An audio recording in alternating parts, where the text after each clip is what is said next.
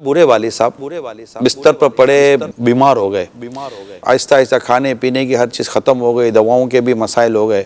ان کے چھوٹے 2 بچے تو اور ایک بڑی بیٹی تھی۔ اب بیٹی پریشان، بیٹی کو کوئی کام کاج تو ملا نہیں۔ ایک دن بیٹی یہ سوچ کر باہر نکلی کہ اب کچھ راستہ نہیں ہے تو اس نے گناہ کا راستہ اختیار کرنے کے لیے باہر نکل گئی۔ کافی دیر تک یہ سڑک کے کنارے کھڑی رہی تاکہ کسی کو گناہ کی دعوت دے۔ شام ہو گئی، رات ہو گئی، کچھ ہوا نہیں، یعنی کسی نے بھی اس کی طرف دیکھا نہیں۔ گھر واپس آئی، والد صاحب بوڑھے تھے، بیٹی یوں لیٹ آتی نہیں تھی، پریشان ہو گئے۔ تو بیٹی کو کہا کہ بیٹی کیا بات ہے، آج آپ کیوں دیر سے آئی ہو؟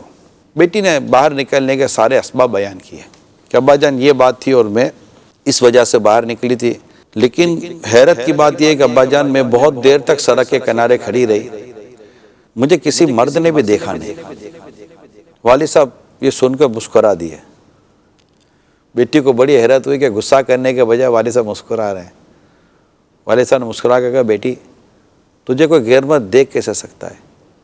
جب تیرے باپ نے کسی غیر عورت کو نہیں دیکھا تو کوئی میری بیٹی کو غیر مرد کیسے دیکھے گا؟